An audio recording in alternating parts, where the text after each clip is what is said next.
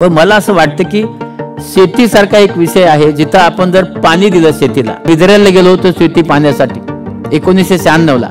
महाराष्ट्र एवढा देश आहे, आपला एवढाच देश आहे, एक तळे एक मोठं तळे आहे त्यांच्याकडे, त्या एका तळ्याचं त्याने लिफ्ट केलंय आणि इस्रायलच्या सगळ्या देशामध्ये पाणी फिरवलं ते। म्हणजे कुठेही अशी जागा नाही की जिथे तिथे पाणी नाही। अर्थव्यवस्थेचं मला फार काही कळत नाही, पण मला असं वाटतं की शेतीसारखा एक विषय आहे जिथं आपण जर पाणी दिलं शेतीला। आज मी बघतो, मी माझी स्वतःची शेती करतो, आता यावर्षी फक्त खरीप घेता आलं, रब्बी घेता आली नाही, कारण पाणी जे आहे लातूर जिल्ह्यामध्ये ते पिण्यासाठी ठेवलं आणि म्हणून माझा 17 एकर ऊस होता तो मी मोडला, कारण आता ऊस घेता येणार नाही आहे कारण त्याला पाणी नाही आहे। मग आपण आपलं जे पारंपरिक शेती आहे तर आपण सर्व पाहतो, तर आपण शेतीकडे जाऊन शेतीला समजा आपण पाणी द्यायचा प्रयत्न केला आणि फार कठीण नाही। पश्चिम महाराष्ट्रात नद्या आहेत असं नाही, तळे आहेत असं नाही, तर पश्चिम महाराष्ट्रामध्ये लिफ्ट इरिगेशन आहे, तर मोठ्या तळ्यातनं ते पाणी उचलून हे प्रत्येक शेतावर, बारामतीला सर्वात कमी पाऊस पडतो पण बारामतीला 12 महिने ऊस असतो, कारण तिथे काही तळ वगैरे नाही आहे, पण तरीही ते पाणी लिफ्टने तिथपर्यंत नेलंय, किंवा तिथं आपण असं म्हणूया की तिथं ते सगळ्या जे आहे काढून तिथपर्यंत नेलंय पाणी। तर मला असं वाटतं की आपण समजा विषय करायचा असेल तर शेतीला जर आपण पाणी दिलं आणि 12 महिने जे शेती चालली, इस्रायलला गेलो होतो शेती पाण्यासाठी 1996 ला।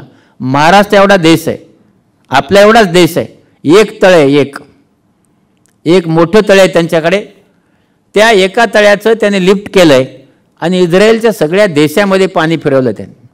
म्हणजे कुठेही अशी जागा नाही की जिथे तिथे पाणी नाही, हे मी 96चं सांगतो। आणि मी तिथे गुलाबाच्या शेतीला भेट दिली, एक गुलाबाची शेती होती, तिथे गेल्यानंतर मी डॉक्टर आहे, गुलाबाच्या शेतीत जात असताना त्यांनी मला बाहेरून गाऊन दिला, मास्क दिला, कॅप दिला, माझ्या बुटाला कव्हर दिलं आणि माझ्या हाताला हातमोजे दिले, त्याच्यानंतर ऊसाची शेती बघायला पाठवली, माझ्या आपल्या गुलाबाची। आत गेलो मी, तर मी त्यांना सांगितलं हे असं का, म्हणे ह्या गुलाबावर त्याचं इन्फेक्शन होऊ नये म्हणून तुम्ही आत जेव्हा येता तर तेव्हा तुम्हाला निर्जंतुक केलं जातं। आणि त्या माणसाच्याकडे विमान होतं, विमान, जो त्या विमानाने रोज एक विमान भरून फुलं अमेरिकेला घेऊन जायचं। अशा प्रकारची शेती त्यांच्याकडे होते। त्यांच्याकडे शेती जी होते ते आपल्याकडे का होऊ नये, तर आपल्याकडे मला असं वाटतं की असंच तुम्ही जे मार्गदर्शन करता रवी किंवा यांनी जे लिहिलंय, तर आपल्याकडे असं पाहायला पाहिजे की आपण बघतो ना काही ठिकाणी चीनमध्ये बघा किंवा मोठ्या देशामध्ये बघा, काही धोरणं जे आहेत, आरोग्याचं धोरण, पक्ष कोणताही येऊ, सत्ता कोणतीही येऊ, आरोग्याचं धोरण ठरलेलं आहे, देशाने ठरवलं आहे।